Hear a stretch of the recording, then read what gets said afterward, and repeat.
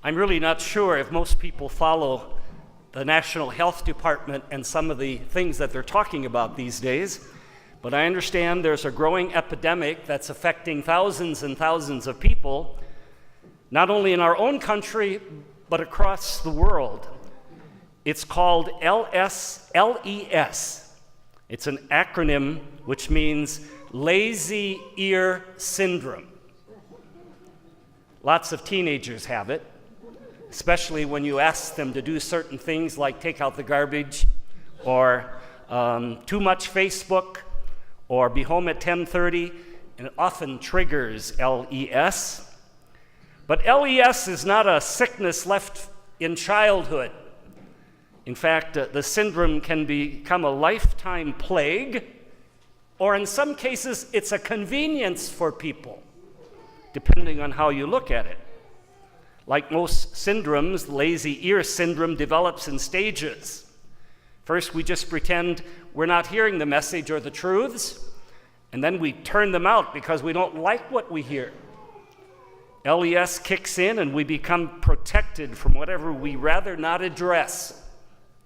Sometimes we tune out the obvious, an addiction in our families, and we won't approach it. Or maybe one of our members is in a very unhealthy and an immoral relationship, and nobody wants to talk about it. Or destructive behavior. You know, for example, the laundry list of faults of an enemy nation can be heard everywhere, but hearing of our faults as a nation, lots of people don't want to admit that. Or we are very critical of the faults of others, but we refuse to look at the faults in our own lives. You know, as Jesus wandered through the villages and the hills of Palestine, he encountered lots of people with LES, and on occasion, he made reference to it. Once he talked about the phrase from the Psalms, which Jeremiah the prophet used, "Those who have ears to hear and do not hear." And much of what Jesus said fell on deaf ears and continues to fall on deaf ears today. Would Jesus diagnose you with LES? In the gospel today, we read about and hear that Jesus cured a deaf man who also had a speech impediment. The central part of the story is obviously the healing, but we can't ignore another critical point. The man was willing to be healed, so he had to recognize and admit the need for healing. He also believed that he could be healed. It was the same with the blind and the lepers. They admitted their diseases, and they believed in the power that Jesus had to heal. An older man was concerned about the fact that his wife was obviously losing her hearing. She was a very proud lady, and he didn't want to insult her or hurt her feelings. So when he went to see his family doctor about another issue, he said, "How can I help her to understand that there's a problem?" And the doctor said, "Well, first of all, you've got to do some testing to see how far away from her can she hear you."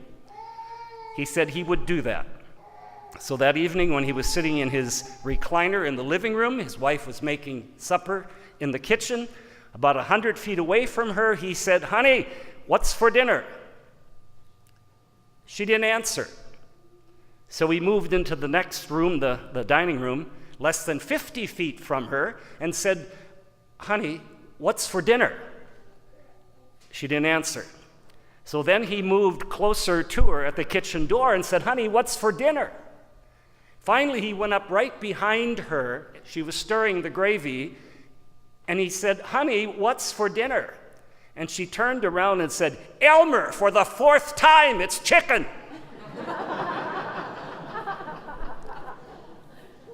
You know, sometimes we don't want to hear. You know, somehow when we think about and hear this gospel, we must play back to Jesus what we think we heard him say. An accurate account. Would our reply fit his message of humility and nonviolence and forgiveness? Would we play back the message of caring for the needs of others, a message of peacemaking? You know, the story of the healing in the gospel today carries one more important message. The deaf person did not come to Jesus by himself. Some people brought him, the gospel says. So there's a little more. Some people bring others to here to be healed. You know, we can only march to the drum that we hear. And those of us who see ourselves as believers experience the problems of the world the same way that people who don't have any faith do. So either we are not hearing as we should, or Jesus is wrong about what he's preaching. I think your presence today says something that you do not believe that Jesus is wrong. You are here because you are earnestly wanting to hear. He has done all things well, St. Mark says. He makes the deaf hear and the dumb speak.